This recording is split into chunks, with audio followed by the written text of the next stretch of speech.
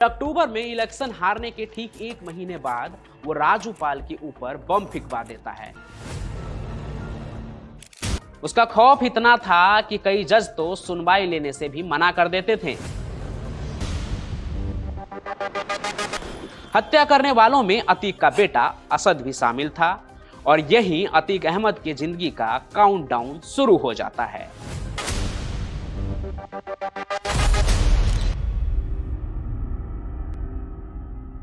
Mafia, विधायक, सांसद, gangster, इन सभी का मिक्स्ड कॉम्बिनेशन था तब के इलाहाबाद और आज के प्रयागराज का अतीक अहमद। वही अतीक अहमद जिसका क्लाइमैक्स पीतल के चंद गोलियों के साथ तय हुआ। लेकिन इस शूट आउट की स्क्रिप्ट उसने खुद अपने मौत से 18 साल पहले लिख ली थी, एक विधायक की हत्या करके। और वो विधायक थे बहुजन समाज पार्टी के राजू पाल। अतीक की पूरी कहानी जब मैंने आपको पहले सुनाई थी तो मैंने आपको बताया था कि वो शुरुआत में कोई बड़ा बाहुबली नहीं था, मामूली सा कोयला चोर था। लेकिन जब वो शौके इलाही उर्फ चांद बाबा के शरण में आया तो उसकी किस्मत की लकीरें बदलने लगी। लगभग 10 साल तक वो चांद बाबा के अंदर रहकर बाहुबली बनने के गुर सीखे। फिर राजनीति में आने के लिए अतीक आस्तीन का सांप बन गया और अपने गुरु चांद बाबा को ही मौत के घाट उतार देता है। वो साल 1989 का बताया जाता है जब वो पहली बार विधायक भी बना और चांद बाबा को खत्म करके उसके जुर्म के साम्राज्य का सरताज बन गया। फिर उसके बाद तो अतीक अगले 5 टर्म तक इलाहाबाद पश्चिम से विधायक बनता रहा और उस क्षेत्र में अपना पैरेलल सरकार चलाने लगा, जहां अदालत भी उसकी थी, जज भी वही था और कार्रवाई भी वही करता था। अब यहीं आगे अतीक का सामना राजू पाल से होगा। तो बात है साल 2004 का। देश भर में लोकसभा चुनाव का ऐलान हो गया था और यही विधायक अतीक सोचता है कि उसे सांसद बनना है और अपनी हदें दिल्ली तक पहुंचानी है। मुलायम सिंह यादव के समाजवादी पार्टी से उसे फूलपुर सीट का टिकट भी मिल जाता है, वही सीट जहां से चुनाव लड़कर जवाहरलाल नेहरू देश के पहले प्रधानमंत्री बने थे। अतीक भी चुनाव जीत जाता है और विधायक से सीधे माननीय सांसद बन जाता है। और यहीं से अतीक खुद अपनी मौत की स्क्रिप्ट का प्लॉट लिखना शुरू कर देता है। हुआ ये कि अतीक ने विधायक की सीट छोड़ी तो वहां बाई इलेक्शन हुए। अपनी जगह अतीक ने भाई खालिद अजीम उर्फ अशरफ को खड़ा किया और उसके सामने इस चुनाव में खड़े हुए बहुजन समाज पार्टी से राजू पाल। चुनाव हुआ और अतीक इस मद में था कि 5 बार से जीते हुए सीट से भला उसे अब कौन हरा सकता है। लेकिन जब नतीजे आए और राजू पाल 4000 वोट से जीत गए तो अतीक का घमंड चकनाचूर हो गया। अब अतीक था तो सांसद यानी पॉलिटिशियन, लेकिन उससे भी ज्यादा वो हार्डकोर क्रिमिनल था। उत्तर प्रदेश का पहला ऐसा गुंडा जिस पर गैंगस्टर एक्ट भी लगा था। अब भला वो इस हार को इतने आसानी से कैसे स्वीकार कर लेता। लेकिन दूसरे तरफ उसका भाई अशरफ, जिस राजू पाल से चुनाव हारा, वो भी कोई नॉर्मल आदमी नहीं था जो यूं ही पॉलिटिक्स में कूद पड़ा हो। राजू पाल का भी उस एरिया में छोटे बड़े हर गैंगस्टर ग्रुप से कनेक्शन था। बताया जाता है कि सबके टच में रहते थे वो।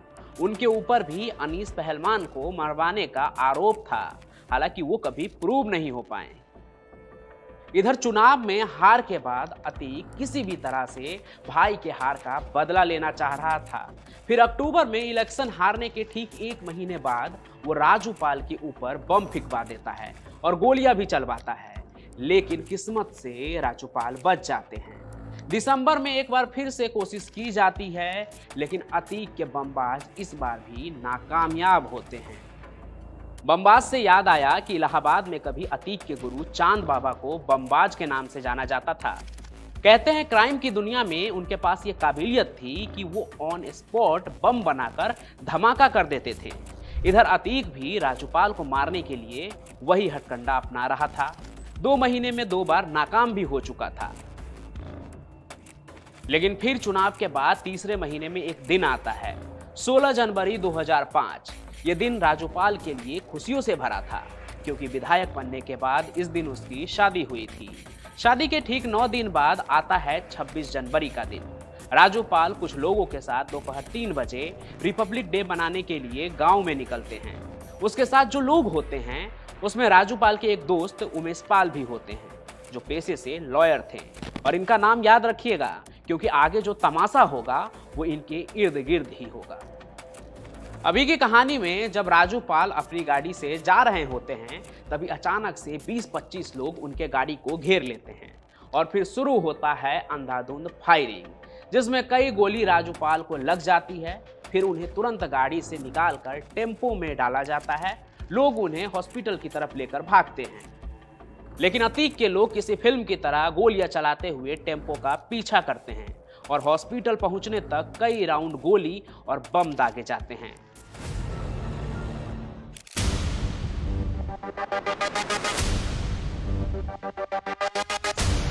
उन्नीस गोलियां और बम के कई धमाकों के बाद विधायक राजूपाल ने अपना दम तोड़ दिया और उनकी पत्नी सिर्फ 9 दिन के अंदर विधवा हो गई। बावजूद वो न सिर्फ पुलिस स्टेशन गई, बल्कि अतीक अहमद और उसके भाई अशरफ के खिलाफ FIR भी दर्ज करवाती है। इधर विधायक की हत्या के बाद उनके समर्थक खूब हो हल्ला करते हैं। समाजवादी सरकार के खिलाफ नारेबाजी होती है। बदले में जहां ये मर्डर हुआ था, वहां के पुलिस के ऊपर एक्शन लिया जाता है और तुरंत ऊपर से लेकर नीचे तक सभी अफसर को सस्पेंड कर दिया जाता है। लेकिन अतीक पर कोई खास कार्रवाई नहीं हुई। आगे उस क्षेत्र में फिर से बाय इलेक्शन होते हैं और इस बार अतीक के भाई अशरफ के खिलाफ राजूपाल की बीबी पूजा पाल BSP के तरफ से चुनाव लड़ती है। लेकिन अतीक के आतंक के आगे इस बार चुनाव में जीत दर्ज नहीं कर पाती है और अशरफ जीत जाता है। अब एक भाई MP था, दूसरा MLA। राज्य में उनकी सरकार थी तो उनके पास ताकत और भी दुगनी हो गई। हालांकि राजूपाल की हत्या के बाद उनकी गिरफ्तारी जरूर हुई थी, लेकिन सबूत और गवाह के अभाव में मामला जस के तस ठंडा पड़ गया और वो छूट गए। लेकिन जब प्रदेश में समाजवादी की सरकार गिरी और बहुजन का झंडा बुलंद हुआ, तो राजूपाल हत्याकांड मामले में जबरदस्त उबाल आया, क्योंकि यहाँ एंट्री होती है उस शख्स की जिसका नाम मैंने आपको कहानी के पहले भाग में याद रखने के लिए कहा था। वो शख्स जो राजूपाल का दोस्त था और हत्या वाले दिन राजूपाल के साथ था और इस पूरे कांड का चश्मदीद गवाह था, लॉयर उमेश पाल। सरकार बदलते ही उन्होंने अपने बयान से अतीक की टेंशन बढ़ा दी। उसने गवाही दी कि उसके दोस्त राजूपाल के हत्या के बाद अतीक ने उसे किडनैप करवा लिया था और डरा धमकाकर उसका बयान उस समय बदलवाया था। लेकिन बदलते सरकार के साथ अब वो इस केस में चश्मदीद बनकर अतीक के खिलाफ अपने दोस्त के लिए गवाही देंगे। उमेश पाल के इस बयान के बाद सरकार के दबाव में एक बार फिर से अतीक की गिरफ्तारी हुई, पर जेल की सलाखें उसे रोक नहीं पाई। उसका अंदर बाहर आना जाना जारी रहा, क्योंकि इस वक्त तक अतीक काफी पावरफुल हो गया था। सांसद तो वो था ही, साथ ही साथ उसके ऊपर 100 से भी ज्यादा क्रिमिनल केसेज दर्ज थे, पर साबित एक भी नहीं हुआ था। उसका खौफ इतना था कि कई जज तो सुनवाई लेने से भी मना कर देते थे। लगभग 11 साल तक इस केस की जांच यूपी पुलिस के पास ही रही और अतीक बचता रहा। लेकिन राजूपाल की पत्नी पूजा पाल ने सुप्रीम कोर्ट में गुहार लगाई तो साल 2016 में यह केस CBI को सौंप दिया गया। इसके बाद CBI ने साल 2019 में 7 लोगों का नाम आरोपी के तौर पर चार्जशीट में दायर किया, जिसमें 2 मुख्य नाम अतीक अहमद और उसके भाई अशरफ का था। हालांकि आगे चलकर CBI ने उमेश पाल को विटनेस के लिस्ट से बाहर कर दिया। वजह बार बार बदले गए बयान थे। अब यहाँ अतीक के लिए ये टेंशन तो खत्म हो गई कि कोई भी चश्मदीद गवाह इस केस में नहीं रहा। मतलब अब उन्हें उमेश पाल से कोर्ट में तो कोई खतरा नहीं था। लेकिन इसके बावजूद भी उन्होंने सरेआम दिन दहाड़े प्रयागराज में 24 फरवरी 2023 को उमेश पाल की हत्या करवा दी। हत्या करने वालों में अतीक का बेटा असद भी शामिल था और यही अतीक अहमद की जिंदगी का काउंटडाउन शुरू हो जाता है। क्योंकि प्रदेश में उस वक्त जो सरकार थी और अभी भी है, वो माफिया और गैंगस्टर के खिलाफ क्विक एक्शन लेने में विश्वास रखती है। फिर चाहे वो दुबे हो या फिर अहमद। हुआ भी यही। राजू पाल के बाद अब उमेश पाल के हत्याकांड पर बवाल शुरू हो गया। हर मीडिया चैनल पर इस केस का लाइव कवरेज शुरू हो गया। इसके साथ ही अतीक पर भी कार्रवाई तेज हो गई। साबरमती और बरेली जेल में बंद दोनों भाई को वापस प्रयागराज में लाया गया। उधर उमेश पाल के शूटर जहां भी मिल रहे थे वहीं ऑन स्पॉट उनका इनकाउंटर शुरू हो गया और अतीक का बेटा असद भी उसमें मारा गया। यह खबर जब अतीक तक पहुंची तो बाहुबली का गुमान टूट गया और एक बाप फूट फूट कर कोर्ट में ही रोने लगा। इन सभी चीजों के कुछ दिन बाद 15 अप्रैल को जब पुलिस अतीक और उसके भाई को मेडिकल चेकअप के लिए लेकर गए तब मीडिया के भेष में आए 2-3 लोगों ने दनादन अतीक के ऊपर फायरिंग शुरू कर दी और कुछ ऐसे प्रयागराज में 2 अपराधियों को खत्म करते हुए 3 नए अपराधियों ने जन्म ले लिया, जिनकी पहचान लवकेश, मोहित और अरुण के रूप में हुई। राजू पाल और उमेश पाल के हत्याकांड में जो मुख्य आरोपी थे वो ढेर हो गए थे। इसके बाद अतीक की बीबी शाइस्ता परवीन फरार हो गई क्योंकि जेल के बाहर उमेश पाल के मर्डर में उसी को मास्टरमाइंड बताया जा रहा है और उत्तर प्रदेश पुलिस को आज भी उसकी तलाश है, यानी शाइस्ता परवीन की तलाश है। इसलिए आज क्राइम कनेक्ट पर हम आपको यूपी के सबसे विवादित बाहुबली के परिवार की पूरी कहानी सुनाएंगे। उनकी पूरी कुंडली खोलेंगे कि कौन क्या थे, कौन बचे हैं, कौन मारे गए। मरहूम अतीक के 5 बेटे थे, 1 मारा गया, तो अब 4 कहाँ हैं? और उनकी माँ यानी कि लेडी माफिया शाइस्ता परवीन कहाँ हैं? अतीक के बाद आखिर अब कौन संभालेगा उसकी गद्दी, या फिर प्रयागराज में अतीक के पूरे खानदान का नाम मिट जाएगा? सब कुछ बताएंगे, बस बने रहिए कहानी के अंत तक। अतीक अहमद, जिसकी गिरफ्तारी और मौत ने उत्तर प्रदेश की राजनीति और अपराध के रंगमंच को हिला के रख दिया। वो अपने पीछे एक ऐसा परिवार छोड़ गया जो आज की तारीख में उसके संघर्षों और विवादों का हिस्सा बन चुका है। उनकी पत्नी शाइस्ता परवीन, 5 बेटे उमर, अली, असद, अहजम और आबान, सब इस अतीक के काले कहानी का एक अहम हिस्सा है जिसका भविष्य खतरे में है। गैंग का पता नहीं, पॉलिटिकल पार्टी ने भी साथ छोड़ दिया। कुल मिलाकर पूरा परिवार तितर बितर चल रहा है। कैसे, वो आगे सुनिए। सबसे पहले शुरू करते हैं अतीक के बेगम से ही, जो शाइस्ता परवीन है, आप सभी जानते ही हैं उसे। उसके बारे में आप समझ लीजिए कि वो किसी सातिर अपराधी से कम नहीं है। उसने भी अपने पति की तरह ही राजनीति में कदम रखा था। न सिर्फ कदम रखा था बल्कि प्रयागराज के मेयर पद के लिए एक संभावित उम्मीदवार भी मानी जा रही थी, लेकिन उनके ऊपर कई कानूनी मुद्दे खड़े हो गए और साल 2023 में उमेश पाल हत्याकांड में उनका नाम आया, वो भी एक मुख्य साजिशकर्ता के रूप में। तो प्रयागराज कोर्ट ने उनकी अग्रिम जमानत याचिका जो है उसको भी खारिज कर दिया। कोर्ट ने इस अपराध की गंभीरता को भी देखते हुए शाइस्ता को जो है राहत देने से भी इनकार कर देते हैं और शाइस्ता फरार हो जाती है इसके बाद, और अब तक वो पुलिस की गिरफ्त में नहीं आई। शाइस्ता परवीन के बारे में एक चीज और कही जाती है कि वो अतीक की दिमाग थी, यानी अनपढ़ अतीक की पढ़ी लिखी बेगम। उसके पिता पुलिस में थे तो वो कानूनी दावपेच भी जानती थी, और एक ये भी वजह मानी जाती है कि वो आज की तारीख में भी पुलिस को छका रही है। उसके सिर पर इनाम 25,000 से बढ़कर 50,000 और अब 1 लाख भी होने को है, लेकिन वो पुलिस के हाथ नहीं आ रही। आगे बात करते हैं अतीक और शाइस्ता के बच्चों के बारे में। तो देखिए, अतीक अहमद के ना 5 बेटे थे, जिनमें से सबसे बड़ा बेटा उमर अहमद, जिसे पिता के उत्तराधिकारी के रूप में देखा जाता था। पढ़ाई लिखाई में रुचि रखने वाला एक साधारण लड़का था वो, लेकिन साल 2018 में लखनऊ के एक बिल्डर के अपहरण और संपत्ति हड़पने के आरोप ने उसकी जिंदगी को बदल दी। ये पूरी कहानी क्या है मैंने चैनल पर सुनाई थी कि कैसे अतीक ने जायसवाल नाम के एक बिल्डर को ना किडनैप करके जेल के अंदर ही ले आया था, और इन सब में उसका बेटा भी शामिल था। पूरी कहानी आप चैनल पर देख लीजिएगा। अभी यहाँ कहानी में आगे बढ़ते हैं कि ये सब जो आरोप लगते हैं उमर पे, इसके बाद वो फरार रहता है, लेकिन अगस्त 2022 में सीबीआई कोर्ट में खुद ही आत्मसमर्पण कर देता है। फिलहाल वो लखनऊ जेल में बंद है और मनी लॉन्ड्रिंग और अपहरण के केस का सामना कर रहा है। अतीक अहमद का दूसरा बेटा है अली अहमद।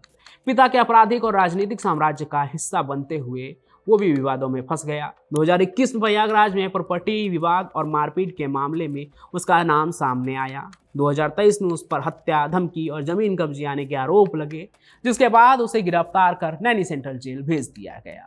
अली, जिसे परिवार का शांत बेटा माना जाता था, अब वो भी अपने पिता के नक्शे कदम पर चलता नजर आ रहा है। अब इसके बाद आता है असद अहमद, अतीक अहमद का तीसरा बेटा, लेकिन सबसे चर्चित। अतीक का तीसरा बेटा, जिसकी कहानी बहुत दुखद है। असद पर भी उमेश पाल हत्याकांड में शामिल होने का आरोप था, लेकिन असद के पास बचने का समय नहीं था, भाग रहा था पुलिस से। साल 2023 में उत्तर प्रदेश पुलिस के साथ उसकी एक मुठभेड़ हुई, जिसमें असद अहमद की मौत हो गई। ये एनकाउंटर अतीक अहमद की हत्या के कुछ दिन पहले ही हुई थी, जिसके बाद अतीक अहमद कोर्ट रूम में ही फूट फूट कर रोया था। असद के बारे में एक और बात कही जाती है कि उसकी मां नहीं चाहती थी कि असद उमेश पाल के हत्याकांड में शामिल हो या उसे किया जाए, लेकिन अतीक ने उसे यह कहकर शामिल किया कि वो उसका शेर बेटा है। अब अपराध की दुनिया में उसे घसीट तो लिया, लेकिन उसका अंजाम पुलिस की गोलियों से तय हुआ। यानी कि अतीक जो अब इस दुनिया से जा चुका है, उसके सिर्फ 4 बेटे हैं, जिसमें से बाकी 2 के बारे में आप आगे जानेंगे। वो अतीक के बाकी 2 छोटे बेटे हैं, आजम और आबान, जिनकी उम्र बहुत कम है, लेकिन वो भी अतीक के रास्ते पर ही चलते हुए नजर आते हैं। दोनों को कई अपराधों में शामिल पाया गया और अतीक के मौत के बाद दोनों को बाल सुधार गृह में भी भेज दिया गया, लेकिन पिछले साल अक्टूबर के महीने में वो वहां से रिहा हो गए। अब उनके पिता की तो मौत हो चुकी है, माँ फरार हैं, 2 बड़े भाई जो है जिनको इनकी जिम्मेदारी लेनी चाहिए, वो भी जेल के अंदर बंद है। गैंग उनका बचा नहीं है, खुद वो अभी इस काबिल है नहीं कि गैंग चलाएं, और अगर चलाए भी तो उनकी सुनेगा कौन, बच्चों की कौन सुनेगा। और अगर रंगदारी भी दिखाएंगे तो कानून की लाठी तो तैयार ही है। ऐसे में उनकी कस्टडी जो है ना, उनके बुआ को मिला है, जो अतीक की बहन है, वो उनके पास ही रहते हैं ये दोनों बच्चे, अतीक के जो सबसे छोटे बच्चे हैं। हालांकि जब तक अतीक अहमद जिंदा था, भले वो जेल में क्यों न रहे, सब कुछ ठीक था, उसके परिवार के पास रसूख था, उसके नाम का आतंक था, लेकिन अतीक अहमद और उसकी बीबी शाइस्ता परवीन ने उमेश पाल हत्याकांड को अंजाम देकर एक तरह से कहें तो अपनी ही कब्र इन लोगों ने खोद ली, क्योंकि उससे पहले तक सब कुछ ठीक था, लेकिन इस हत्याकांड ने सब कुछ तबाह कर दिया। और जब अतीक भी नहीं रहा, उसकी भी हत्या हो गई, तो उनके ऊपर जो अतीक के खौफ के कारण कानूनी दबाव नहीं बढ़ रहा था, वो भी बढ़ने लगा। पुराने फाइलें भी खुलने लगे, लोग खुलकर उनके खिलाफ बोलने भी लगे, और अब ये लोग पुलिस से भागे भागे फिर रहे हैं। शाइस्ता परवीन को पकड़ने के लिए कई जगहों पर अब भी छापे मारे जाते हैं, लेकिन वो हमेशा पुलिस के हाथों से बच निकलने में कामयाब रहती है। वो कहाँ रहती है इसका किसी को पता नहीं। कभी कहा जाता है कि वो इलाहाबाद में ही कहीं छुपी हुई है, कभी कहा जाता है नेपाल में है। हालांकि फिर भी शाइस्ता परवीन की गिरफ्तारी की प्रक्रिया जारी है और पुलिस उन्हें हर कीमत पर पकड़ने के लिए जुटी हुई है। अतीक अहमद का परिवार अब एक ऐसे मोड़ पर खड़ा है जो अपनी खोई हुई ताकत और प्रभाव को चाहकर भी वापस हासिल नहीं कर सकता है, क्योंकि जब से योगी सरकार उत्तर प्रदेश में आई है, माफियाओं के लिए हवा पूरी तरह से बदल गई है। फिलहाल अगर सबकी निगाह कहीं है तो अतीक अहमद की बेगम की गिरफ्तारी पर, लेकिन ये देखना बाकी रहेगा कि वो पकड़ी जाती है या नहीं। हालांकि इन सभी चीज़ों पर आपका क्या सोचना है वो कमेंट जरूर करें, और इस कहानी को लाइक करें, ज़्यादा से ज़्यादा शेयर करें, हमारे चैनल को सब्सक्राइब भी जरूर कर लें। मैं पंचम प्रकाश आपसे ऐसे ही मिलता रहूँगा, तब तक के लिए आपका बहुत बहुत धन्यवाद।